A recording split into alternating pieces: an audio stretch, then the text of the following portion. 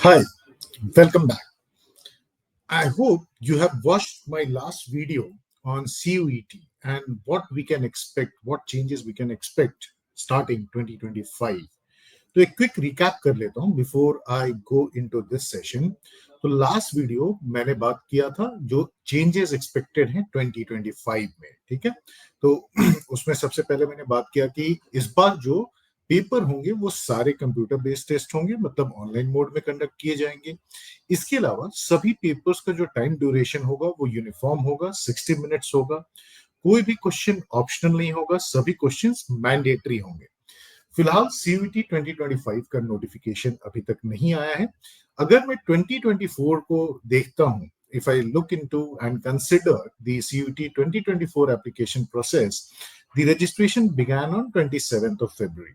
तो होपफुली उतना डिले नहीं लग रहा है इस बार, मुझे शायद पहले शुरू हो जाए, बट अगर होता भी है तो फेब मंथ में ही नोटिफिकेशन आना है और एप्लीकेशन प्रोसेस भी शुरू हो जाएगा। तो नेचुरली अब पॉइंट ये है कि फिर हम सीयूटी एग्जाम्स की तैयारी कैसे करें, जो 2025 में एग्जाम होंगे starting somewhere around 15th of May। तो उसकी तैयारी कैसे करनी चाहिए, बिकॉज जो सबसे बड़ा कंसर्न है इस समय कि मोस्टली मिड ऑफ फरवरी में सारे students they will be giving their board exams. तो आप लोगों के बोर्ड एग्जाम शुरू होने वाले हैं। आप में से ज्यादातर लोग इस समय क्लास 12 बोर्ड एग्जाम्स की तैयारी भी कर रहे हो, तो अभी प्रेशर डेफिनेटली आपके ऊपर बना हुआ है और बोर्ड एग्जाम्स ऑलमोस्ट चलेंगे मार्च एंड तक। तो इसका ये भी मतलब निकाला जा सकता है कि जो सीयूटी एग्जाम 15 मई के आसपास शुरू होगा, तो उसके और बोर्ड एग्जाम्स खत्म होने के बीच में नॉर्मली अराउंड 45 डेज का टाइम मिलेगा। तो उसके अंदर ये एलिमेंट भी ध्यान में रखना है कि जो डोमेन सब्जेक्ट्स हैं, जो आपने क्लास 12 की पढ़ाई की है वो तो ठीक है, बट इसके अलावा अगर हम जनरल टेस्ट की बात करें, जहां जहां पर आपको जनरल टेस्ट की रिक्वायरमेंट होगी, तो आपको जनरल एबिलिटी टेस्ट का पेपर देना पड़ेगा, which is section 3 of the CUET. और इसके अलावा लैंग्वेज का पेपर है। तो वो जो लैंग्वेज का पेपर सीयूटी एग्जाम में पूछा जाता है, that is very different from your usual class 12 curriculum.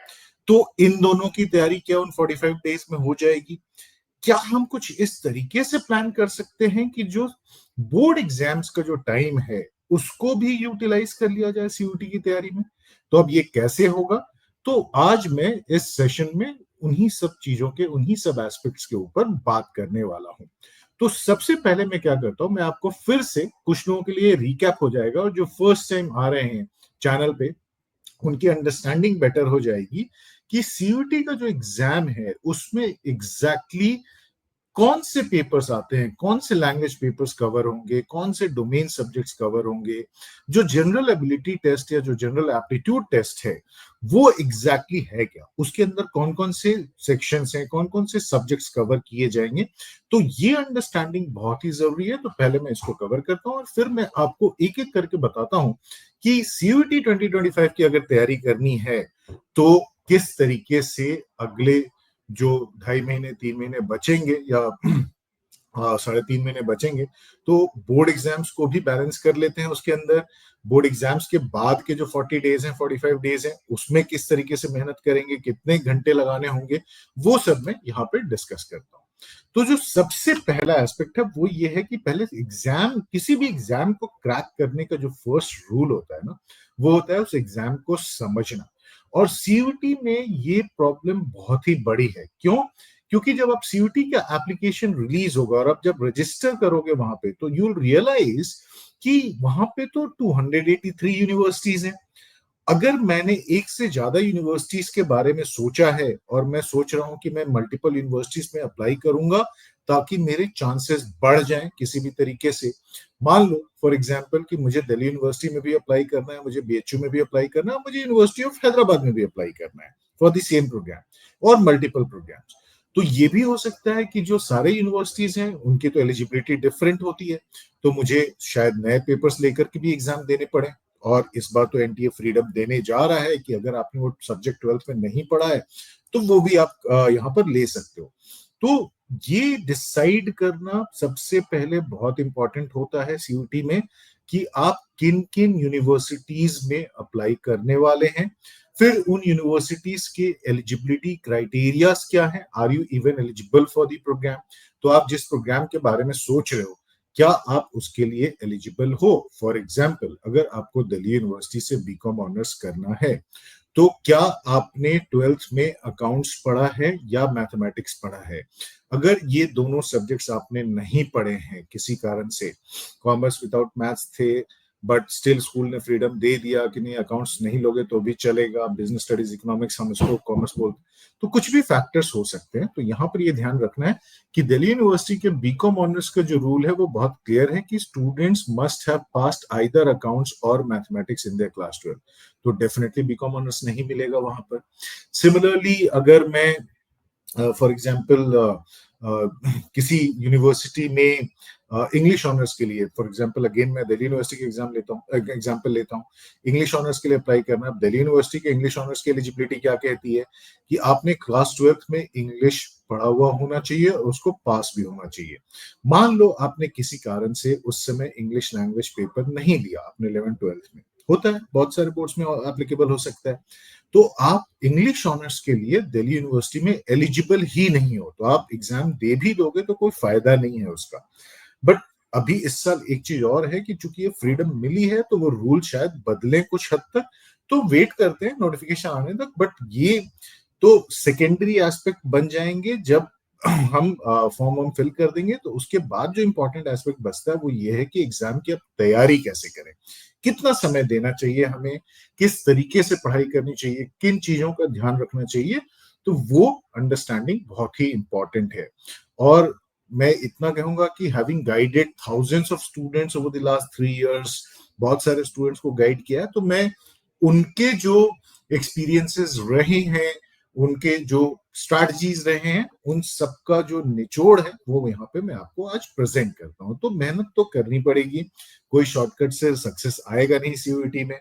और ये जो बात है ना, इसके साथ साथ ये भी इंपॉर्टेंट है कि अब जो आपके नेक्स्ट 2 मंथ्स हैं, फरवरी और मार्च, वो बहुत ही क्रूशियल है क्योंकि आपको बोर्ड्स के स्कोर भी अच्छे रखने होंगे। क्योंकि जो बड़े यूनिवर्सिटीज हैं वहां पर यूजुअली जो टाई ब्रेकर सिस्टम होता है वो आपके क्लास 12 के बोर्ड रिजल्ट्स होते हैं।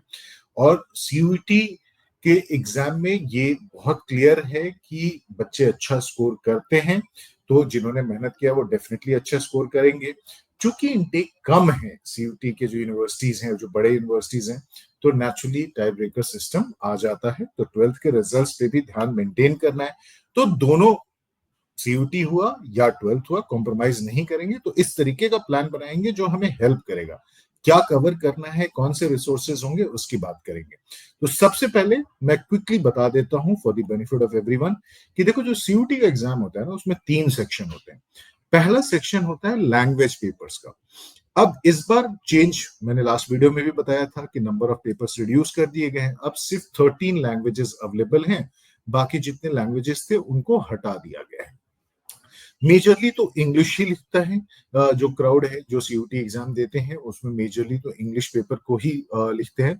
उसके बाद हिंदी है, फिर बाकी अपने लैंग्वेजेस हैं। तो जो स्टेट स्पेसिफिक लैंग्वेजेस हैं वो बाद में आते हैं। मेजरली जो जितने भी सीयूटी एस्पिरेंट्स हैं वो इंग्लिश या हिंदी का एग्जाम देते हैं।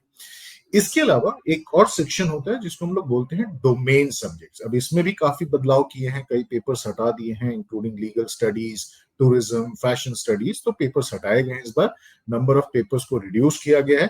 बट जो इंपॉर्टेंट पेपर्स हैं, इंपॉर्टेंट क्या का मतलब क्या है कि जो मेजॉरिटी ऑफ द स्टूडेंट्स पढ़ते हैं as part of the class 11th and 12th curriculum, जैसे अकाउंट्स हो गया फॉर कॉमर्स स्टूडेंट, या बिजनेस स्टडीज हो गया, इकोनॉमिक्स हो गया, तो ये तो कॉमर्स वाले स्टूडेंट्स डेफिनेटली पढ़ते हैं। सिमिलरली साइंस में आपके पास फिजिक्स हिस्ट्री होने के चांसेस हमेशा ज्यादा रहेंगे, मैथ्स हो सकता है, नहीं हो सकता है, बायो हो सकता है, नहीं हो सकता है। तो डोमेन सब्जेक्ट्स हैं जिसको आपको सीयूटी एग्जाम में लिखने होंगे। और कितने पेपर सेलेक्ट करेंगे वो डिपेंड करेगा कि यूनिवर्सिटी ने क्या बोला है। जिस यूनिवर्सिटी को आप टारगेट कर रहे हो उसने 2 डोमेन सब्जेक्ट्स की डिमांड की है, 3 डोमेन सब्जेक्ट्स की डिमांड की है, तो वो आपको देखना पड़ेगा। यूजुअली अगर मैं नटशल में बात करूं, समराइज वे में बात करूं, तो एक लैंग्वेज पेपर और 2 से 3 डोमेन सब्जेक्ट्स तो डेफिनेटली हर बच्चे को देने पड़ते हैं। बट बहुत सारी ऐसी यूनिवर्सिटीज हैं जहां पर जनरल एप्टीट्यूड टेस्ट जो है, जिसको पहले हम जीटी बुलाते थे, जो सेक्शन 3 एसयूटी का, वो भी रिक्वायर्ड होता है। अब जनरल एप्टीट्यूड टेस्ट आपके रीजनिंग स्किल्स को, आपके जनरल नॉलेज को और आपके बेसिक मैथमेटिकल स्किल्स को टेस्ट करता है। और खास करके जो यूनिवर्सिटीज प्रोफेशनल प्रोग्राम्स ऑफर करती हैं वहां पर जनरल टेस्ट की रिक्वायरमेंट बढ़ जाती है।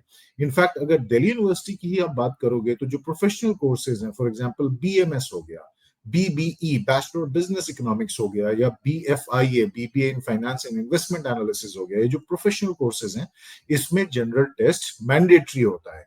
तो आपको पहले डिसाइड करना होगा। तो ये सारे पेपर्स अवेलेबल हैं। टोटल आपके 13 लैंग्वेजेस हैं, फिर डोमेन सब्जेक्ट्स हैं, फिर जनरल एप्टीट्यूड टेस्ट है। तो इसके इन तीनों सेक्शंस के बीच में आपके कॉम्बिनेशन बनेंगे और एग्जामिनेशन लिखेंगे। अब एग्जैक्टली पूछा गया जाता है, देखो जो लैंग्वेज पेपर होता है, मैंने लास्ट वीडियो में भी बताया था कि वो डिफरेंट होता है। आप जो स्कूल करिकुलम के लिए फोकस कर रहे हैं वो लिटरेचर है। यहाँ पर आपके लैंग्वेज स्किल्स को दूसरे तरीके से टेस्ट करते हैं। यहाँ पर अनसीन पैसेजेस भी आते हैं, यहाँ पर वोकैबुलरी भी टेस्ट किया जाता है कि आपकी वोकैबुलरी कितनी स्ट्रांग है, आपके ग्रामर के नॉलेज को टेस्ट किया जाता है। ठीक है, तो इसके लिए क्या करना होगा? तो मैं रीडिंग कॉम्प्रिहेंशन की अगर मैं बात करूंगा तो देखो, रीडिंग कॉम्प्रिहेंशन के लिए दो चीजें हैं। आपका जो कॉम्प्रिहेंशन स्किल्स हैं वो अच्छे होने चाहिए और स्पीड भी अच्छा होना चाहिए। आप बहुत स्लो पढ़ नहीं सकते हो। क्यों? क्योंकि पेपर एक लिमिटेड टाइम फ्रेम में कंप्लीट करना है। तो अगर आप बहुत ज्यादा समय लोगे पढ़ने के लिए पैसेजेस को तो टाइम वेस्टेज होगा और हो सकता है कि आपके क्वेश्चंस मिस आउट हो जाए। तो रीडिंग कॉम्प्रिहेंशन के लिए आपको अपने रीडिंग स्पीड को थोड़ा फास्ट रखना होगा। और दूसरी चीज है कि आपके कॉम्प्रिहेंशन स्किल्स अच्छे होने चाहिए, आप इंफॉर्मेशन को अच्छे से अंडरस्टैंड कर सको और जो क्वेश्चन पूछे गए हैं उस अनसीन पैसेज के अगेंस्ट उनको आंसर कर सको। तो जनरली क्या है, अगर मैं सीयूटी 2024 की बात करता हूं तो 4 पैसेजेस थे, एक पोएम के फॉर्मेट में था और हर पैसेज के अगेंस्ट 6 क्वेश्चंस पूछे जाते हैं। तो reading comprehension almost half of the paper बन जाता है। तो रीडिंग कॉम्प्रिहेंशन के mastering, how do you master that? तो सबसे पहले इंपॉर्टेंट है कि आपको थोड़ी रीडिंग हैबिट होनी चाहिए, आपको थोड़ा रीड करना पड़ेगा। तो बेस्ट तरीका इस समय होता है जब हम बात करते हैं लास्ट के 2 ढाई महीने 3 महीने 3.5 महीने की, तो एक बेस्ट तरीका ये हो सकता है कि आप हर रोज 2 से 5 पैसेजेस सॉल्व करो। और बहुत सारे सोर्सेज हैं जहां पर आपको अनसीन पैसेजेस मिल जाएंगे, आपके करिकुलम में भी होगा। तो आप 2 4 5 पैसेजेस अगर हर रोज समय निकाल करके सॉल्व करते हो, प्रैक्टिस करते हो, तो वो डेफिनेटली हेल्प करेगा। वोकैबुलरी जो है ना वो over a period of time built होता है। तो आप एक दिन में डिक्शनरी कवर नहीं कर सकते हो, एक महीने में डिक्शनरी कवर नहीं कर सकते हो। But given the time constraint, मेरा सजेशन होगा कि जो आप वोकैबुलरी जो है ना उसके लिए जब आप भी रीड करते हो, वेदर यू रीड न्यूज़पेपर और पैसेजेस, तो जो भी इंपॉर्टेंट वर्ड्स नजर आते हैं उनके ऊपर फोकस करो। इडियम्स फ्रेजेस का जो कोई भी बुक पुरानी उठाओ उसमें पढ़ लो, इडियम्स एंड फ्रेजेस जो होते हैं वो पढ़ लो। और जब भी आप किसी वर्ड के ऊपर फोकस कर रहे हो तो उनके सिमिलर मीनिंग वर्ड्स और ऑपोजिट मीनिंग वर्ड्स को भी डेफिनेटली देख लेना। थोड़ी स्पेलिंग की अंडरस्टैंडिंग बहुत अच्छी होनी चाहिए। ग्रामर जो है वो ना बेसिक्स पे फोकस करना बहुत ही इंपॉर्टेंट होता है। तो ग्रामर तो हम बचपन से पढ़ते आए हैं, right from when we entered into the school, grammar almost class 1 में इंट्रोड्यूस हो ही गया था। तो आपको क्या करना है कि जो आपकी पुरानी बुक है, कोई भी ऑथर हो, रेरेन मार्टिन ही हो गया, मोस्टली स्टूडेंट्स वो यूज करते हैं, तो आप उसको रिवाइज करो एक बार फिर से, क्योंकि आप जितने स्ट्रांग रहोगे यहाँ पे उतने अच्छे चांसेस आपके स्कोर करने के होंगे। तो ये तो हो गई लैंग्वेज की बात। अब जो जनरल एप्टीट्यूड टेस्ट है, जो सेक्शन 3 है सीयूटी एग्जामिनेशन का, उसमें 3 एरियाज कवर होंगे। पहला है न्यूमेरिकल एबिलिटी, दूसरा है रीजनिंग, तीसरा है जनरल अवेयरनेस। और जनरल अवेयरनेस में स्टैटिक जीके भी इंक्लूड हो जाता है। अब न्यूमेरिकल एबिलिटी क्या है? क्योंकि बहुत सारे स्टूडेंट्स का ये भी डर होता है कि मैथ्स तो मैंने 11th-12th में छोड़ा क्योंकि मैथ्स का ही डर था, और अब फिर से एक ऐसा पेपर सामने आ रहा है जहां पर मुझे मैथ्स के क्वेश्चन सॉल्व करने पड़ेंगे।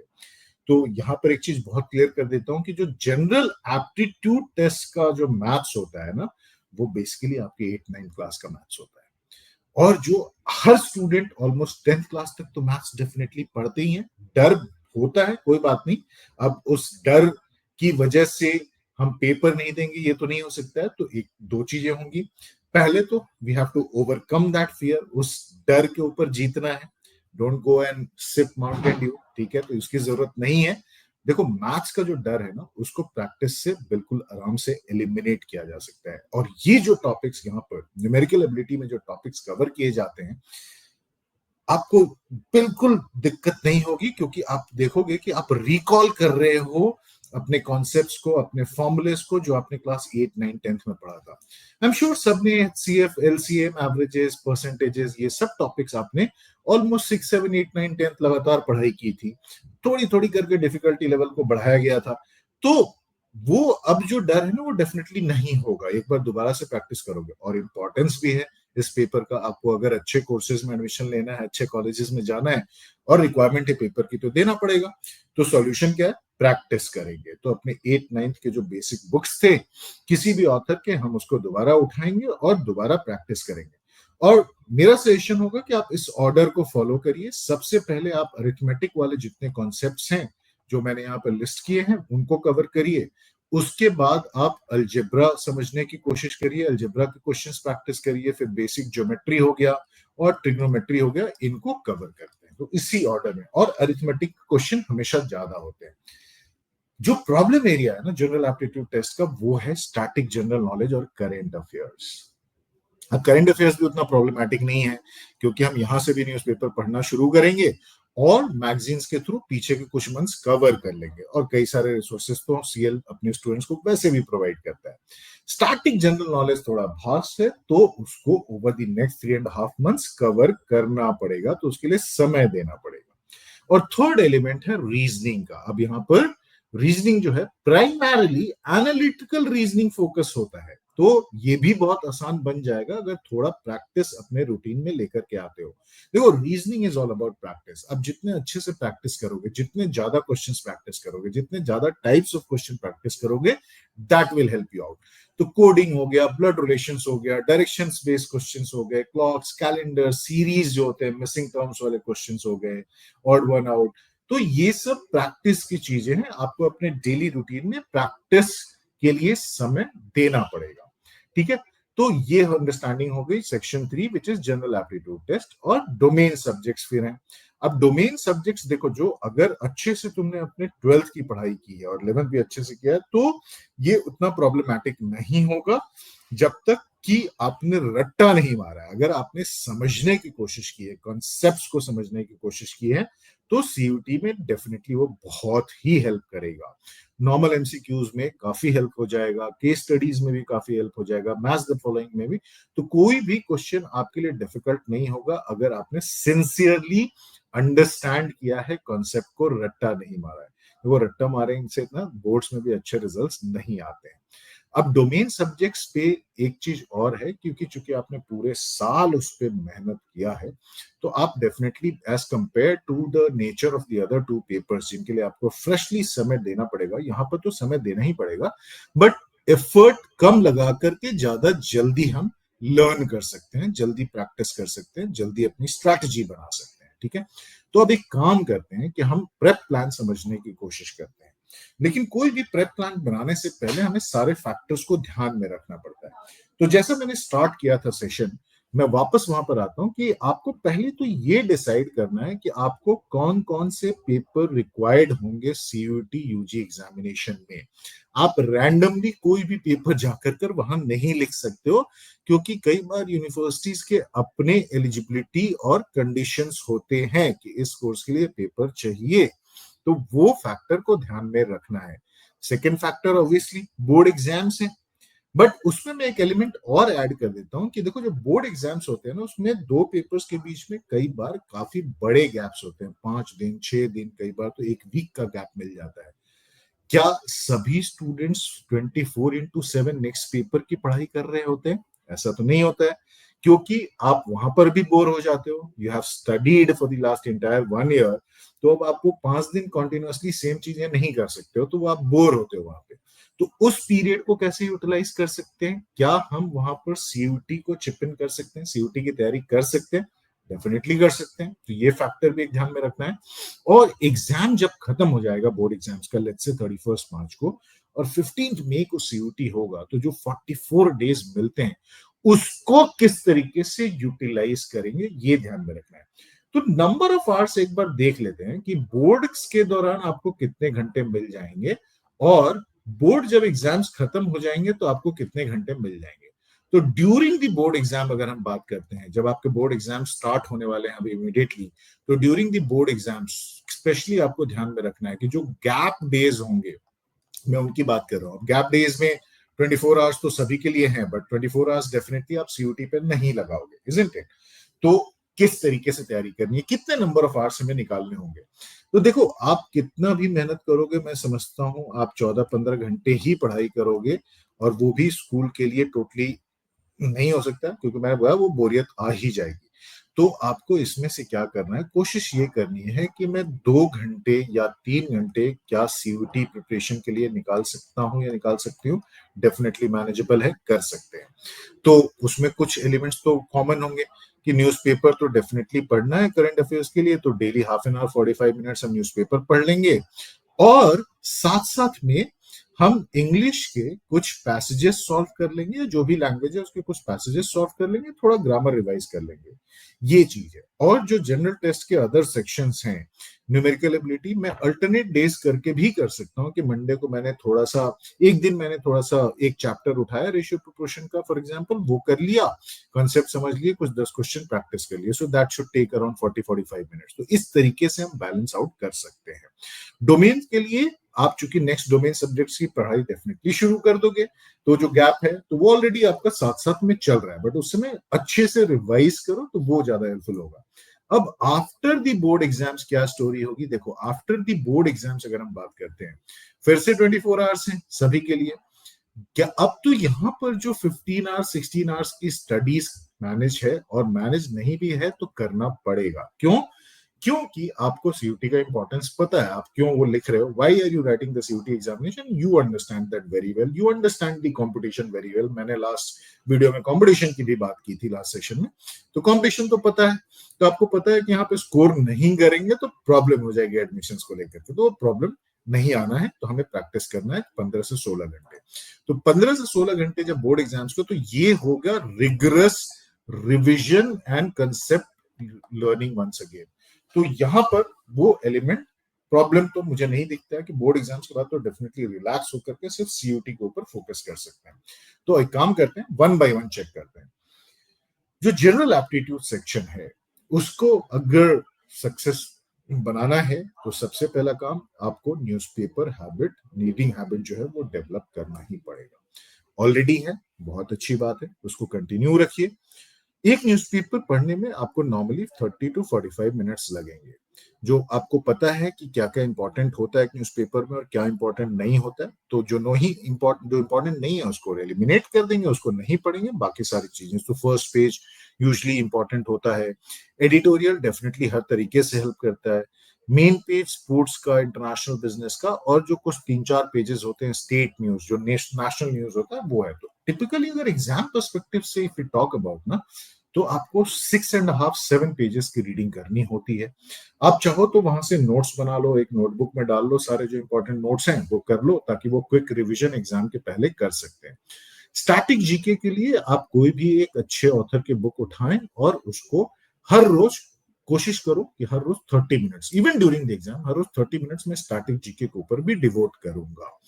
और एक एलिमेंट और है कि क्या हम करंट अफेयर्स मैगजीन एक्सेस कर सकते हैं? बिल्कुल एक्सेस कर सकते हैं। आप अपने बुक सेलर से बात कर सकते हो, लोकल बुक वेंडर से, और पुराने 3-4 महीने के, और यहाँ से तो कंटिन्यूस सब्सक्राइब कर लो, पुराने 3-4 महीने के, तो एटलीस्ट सेफर साइड के लिए 6-8 महीने का स्टैटिक जो करंट अफेयर्स पार्ट है वो कवर कर सकते हैं।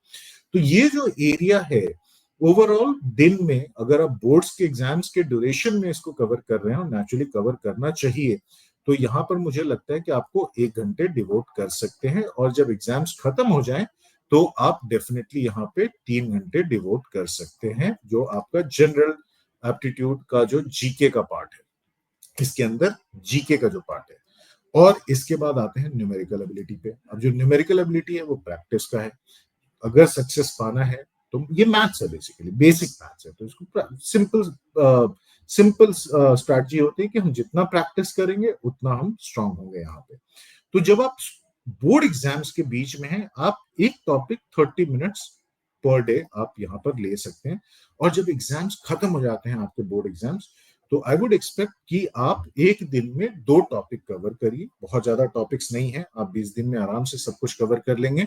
तो वहां पर आपकी कोशिश होनी चाहिए कि आप 2 घंटे, almost 90 minutes to 1 hour 2 hour तो डेफिनेटली आप लगा सकते हैं। और जिनका मैथ स्ट्रांग है जो कंटिन्यूटी में है वो अगर 60 मिनट टू 90 मिनट भी करेंगे तो बिल्कुल आराम से मैनेज कर सकते हैं। तो जिनका मैथ थोड़ा वीक है, जिनको फियर है, उनको 2 घंटे लगाना चाहिए डेफिनेटली। डोमेन सब्जेक्ट्स, देखो डोमेन सब्जेक्ट से आप कॉन्टिन्यूस टच में हो, तो जब आपके बोर्ड एग्जाम्स चल रहे हैं तो आप कॉन्टिन्यूसली उसको वैसे भी रिवाइज कर रहे हैं फॉर द नेक्स्ट पेपर, तो वो इक्वली साथ में चल रहा है। तो मैं इसके लिए कोई अलग से टाइम फ्रेम में नहीं दूंगा आपको कि डोमेन सब्जेक्ट के लिए अलग से 2 घंटे लगाने हैं, वो तो आप साथ साथ में कर रहे हो नो डाउट।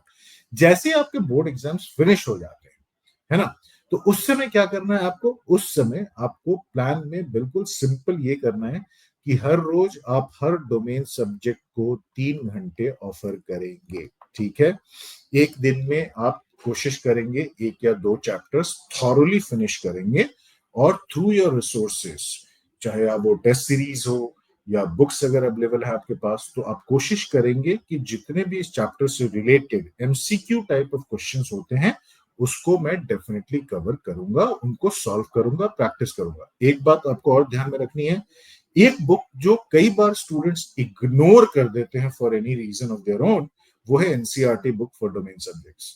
ये तो कवर करना ही है। 2024 में भी एनसीईआरटी से डायरेक्टली उन्होंने क्वेश्चंस बनाए थे, तो एनसीईआरटी तो आपका बहुत ही इंपॉर्टेंट बुक है डोमेन सब्जेक्ट्स के लिए, तो ये डेफिनेटली आपको कवर करना है। एंड लास्टली एक चीज ध्यान में रखना, एक मेजर चेंज जो इस बार ये है कि कोई भी क्वेश्चन किसी भी सेक्शन में ऑप्शनल नहीं होंगे लाइक लास्ट ईयर, तो सारे क्वेश्चंस मैंडेटरी हैं। एक क्वेश्चन भी अगर गलत होता है तो वो आपके परसेंटाइल को अफेक्ट करेगा, जो नेचुरली आपके एडमिशन के चांसेस को अफेक्ट करेगा। So what I am trying to say, there is no room for error. तो गलती की कोई गुंजाइश नहीं है। इसका मतलब हमें अपना प्लान बनाना होगा, ड्यूरिंग द बोर्ड्स भी टच में रहना है, और आफ्टर द बोर्ड्स तो 15-16 घंटे एकदम रिग्रस 45 डेज जान लगा देंगे, ताकि हम सीयूटी में डेफिनेटली सक्सेसफुल होंगे। ठीक है, तो अब क्या करना है, अब काम बहुत छोटा सा है कि आपको ये वीडियो लाइक करना है, चैनल को सब्सक्राइब करना है और बेल आइकन को प्रेस करना है, ताकि अगली वीडियो की नोटिफिकेशन आपको सबसे पहले मिल जाए। ठीक है, all the best for your upcoming exams, and I am sure आप सभी सीयूटी में भी बहुत ही अच्छा परफॉर्म करके बाहर आओगे, और आप एक अपने ड्रीम कॉलेज जो आप सोच रहे हो वहां आपको एडमिशन मिलेगा।